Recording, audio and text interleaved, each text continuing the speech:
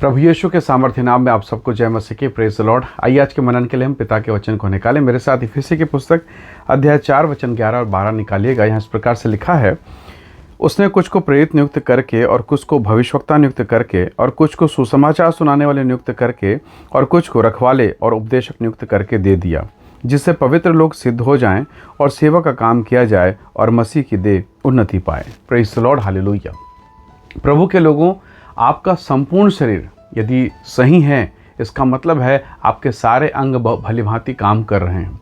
कलीसिया भी एक देह के समान है और कलीसिया की उन्नति के लिए परमेश्वर ने अलग अलग प्रकार के गिफ्ट, वरदान, दान और सब प्रकार की आत्मिक बातों को परमेश्वर ने कलीसिया में दिया है।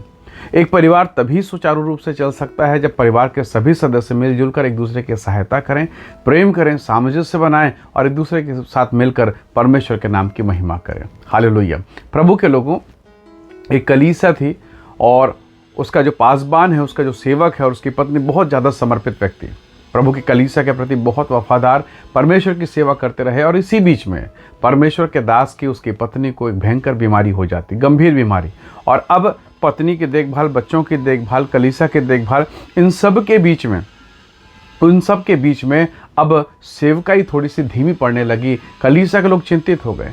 पास्टर सबसे ज़्यादा चिंतित था कि क्या जिस बुलाहट को परमेश्वर ने मुझे दिया है, क्या मैं उसे पूरा कर पाऊंगा। परमेश्वर के लोगों, प्रभु के दास को इस बात की चिंता थी, कहीं ऐसा तो नहीं, ये बीमारी, ये रोग, ये परिवार की जिम्मेदारी कहीं मुझे ऐसा ना हो कि मुझे क्रूस की सेवा, यीशु की सेवा में बाधा पहुंचाए।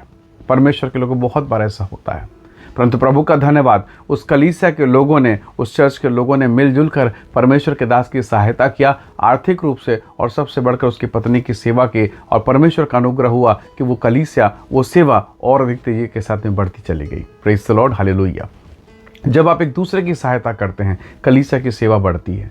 जब आप एक दूसरे की सहायता करते हैं, परमेश्वर का काम बढ़ता है। मूसा प्रभु का दास है। परमेश्वर मूसा से सीधे बात करता था। हालेलुया। कितना बड़ा अभिषेक और वरदान और दान था। फिर भी आप देखेंगे, जब इजरायली लोगों के विरोध में शत्रु लोग युद्ध कर रहे थे, तब परमेश्वर का दास मूसा लाठी को लेकर पहाड़ पर चढ़ गया। जब तक वो अपने हाथ में लाठी को उठाए रखता था, तब तक इजरायली लोग विरोधियों पर प्रबल होते, और जब वो लाठी नीचे हो जाती तो लिखा है कि वो फलिस्तीन लोग, वो विरोधी लोग इजराइल की कलीसिया पर, इजराइल के लोगों पर हावी हो जाते थे। प्रभु के लोगों, ये बात सत्य है कि मूसा परमेश्वर का अभिषिक्त दास है, परमेश्वर उससे बातें करता है, मूसा परमेश्वर का अभिषिक्त जन है। परंतु इसके बावजूद इस बात को हमें समझना है, वह भी शारीरिक मनुष्य है।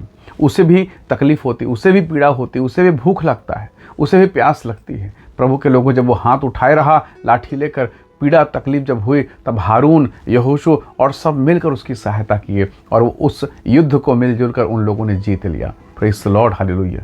परमेश्वर के लोगों, मूसा को भी दूसरों की सहायता की आवश्यकता हुई।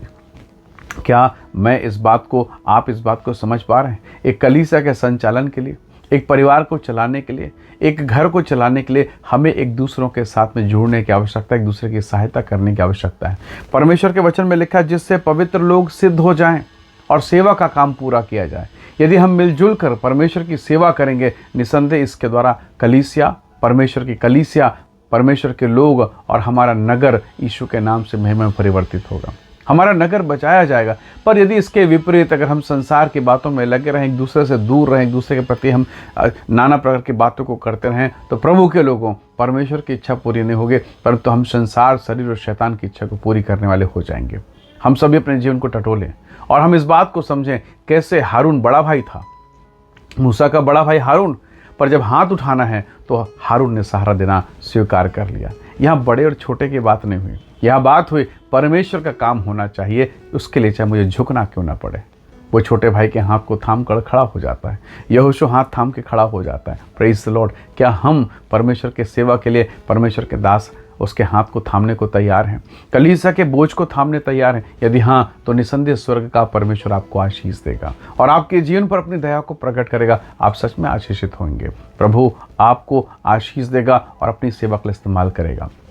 वो यहोशू जिसने सहारा दिया, आगे चलकर देखिए, जब मूसा की मृत्यु हुई, वही यहोशू बहुतायत के साथ, सामर्थ के साथ में इस्तेमाल किया गया। शुरुआत वहाँ हुई, बोझा उठाने में, हाथ उठाने में, छोटी सेवा में, और अंत बहुत ही महिमा योग्य हुआ। प्रभु के लोगों, यदि आज आपकी शुरुआत बहुत छोटी है, घबराइए मत, शर्मिंदा मत होइए और प्रभु का धन्यवाद करके काम को शुरू कीजिए। निसंदेह शायद वो काम हो सकता है चर्च में झाड़ू लगाना हो सकता है छोटे मोटे काम हो, एक दिन आएगा तब परमेश्वर आपको आशीष देगा और यही छोटे काम आपके जीवन में गवाही का कारण बनेगा।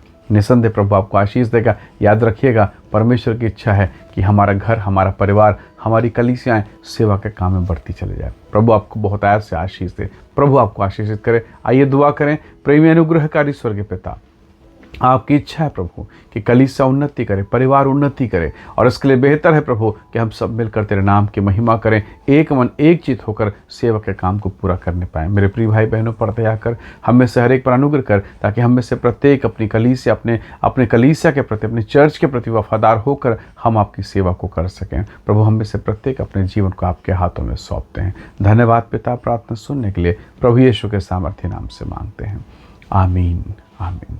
प्रभु आप सबको बहुत ऐसे आशीष से। Praise the Lord. जय मसीह।